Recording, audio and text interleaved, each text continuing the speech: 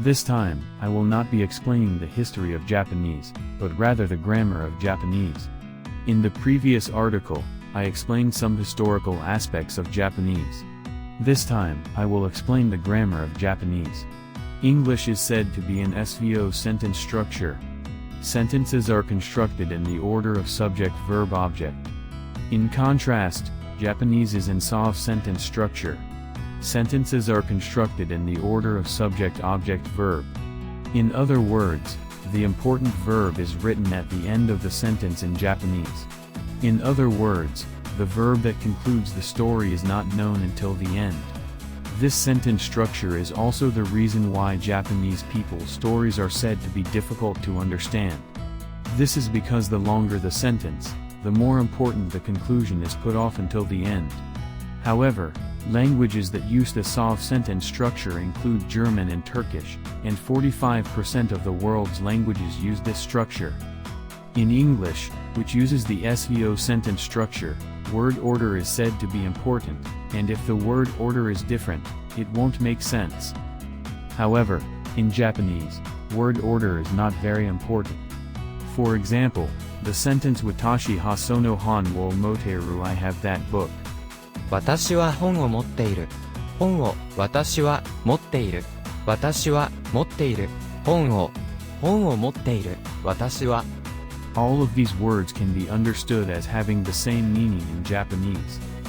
However, in Japanese, the word that comes last in the sentence tends to be emphasized more, so even if the words have the same meaning, there is a slight difference in nuance.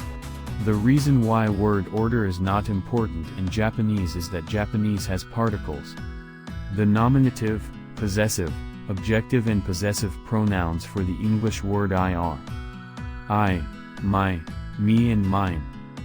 But in Japanese, watashi ha I, watashi no mai, watashi ni me and watashi no mono mine are written as.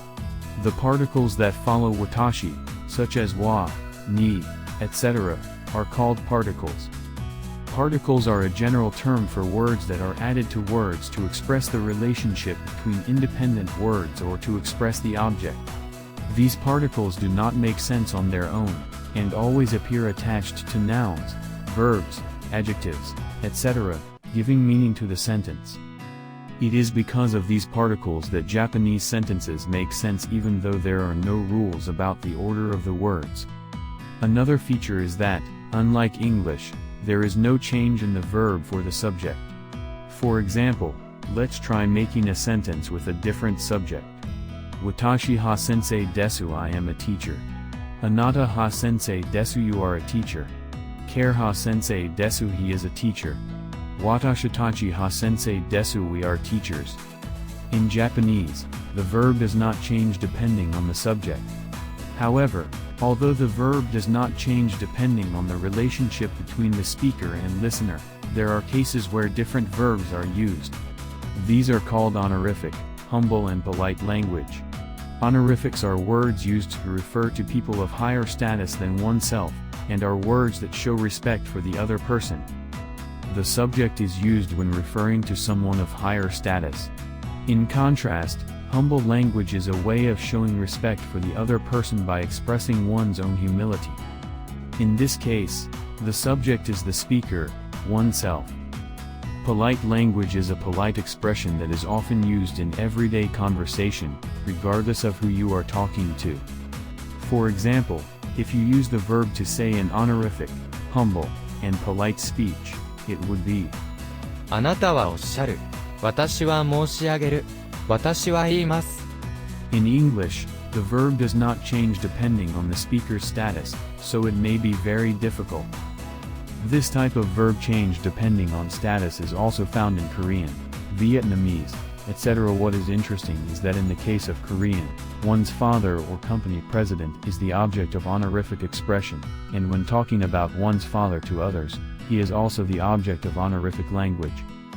But in the case of Japanese, it is considered inappropriate to express one's respect for one's relatives to others. For example, when you tell a customer that your father is not there. In Japanese, Watashi no shishi ha imafuzai ni shiri arimasu.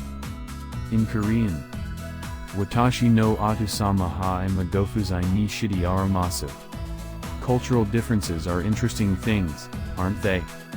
Japanese has kanji, hiragana and katakana, and is considered to be one of the most difficult languages in the world to use when writing. However, it is considered to be a language that is not that difficult to use when speaking.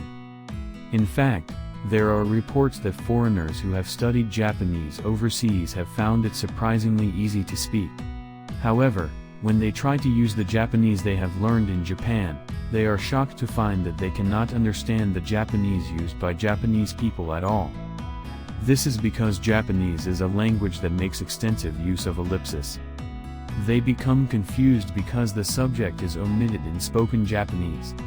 For example, let's say there is a sentence that says I read books. In fact, Japanese people do han wo yomu. The word watashi is omitted because it is obvious to the speaker that it is they who read the books. In short, Japanese requires the ability to understand the situation and context by making your own judgments. In addition, the honorific language I mentioned earlier is also useful for understanding the situation. When honorific language is used, you can tell that the action is being performed by the person of the highest status in the situation. Of course, in this case too, the subject is often omitted. The ambiguity of Japanese is not only in the omission of subjects, but also in the omission of various words depending on the context. One feature of Japanese that is not seen in English is the large number of first-person pronouns. In English, the first person is almost always I, but in Japanese there are many first-person pronouns. For example, the first-person pronouns used by men include boku, or, jibun, washi and watashi. The first-person pronouns used by women include watashi, atashi and uchi. There are also words used in business, such as toho and shoshioku. There are also various other first-person pronouns. Why are there so many first-person pronouns in Japanese? It's because we change our position depending on who we are talking to. When speaking with someone of higher status, watashi ha eki ni mukaimasu. When speaking with a friend, or ha eki ni iku. We use different first-person pronouns depending on the situation. Finally, although it's not grammar, there are some uniquely Japanese expressions that are difficult for foreigners to understand. These are hone and teitmi. Hone literally means true feelings, feelings that are not false or insincere. Teitmi refers to public opinion. For example, let's say that in a business meeting, they are offered a price that does not match their expectations. Their true feelings are to turn it down, but instead of turning it down on the spot, Japanese people will say, I will go back to the office and discuss it. When we hear this, we imagine that the business deal will not go ahead, but for people who don't understand the concept of hone and teitmi, they imagine that they are really thinking positively. In Japan, rather than making a definitive denial of an opinion that does not accord with one's own, it is sometimes possible to achieve smooth communication by using a polite front while being considerate of the other person. For people who are not used to this kind of culture, it seems that Japanese people are sometimes misunderstood as being untruthful. In this video, I explained grammar, but it ended up being more of an explanation of the characteristics of Japanese rather than grammar. If there is a demand for a detailed explanation of grammar, I would like to explain it again. If you enjoyed it, please subscribe to the channel and press the like button.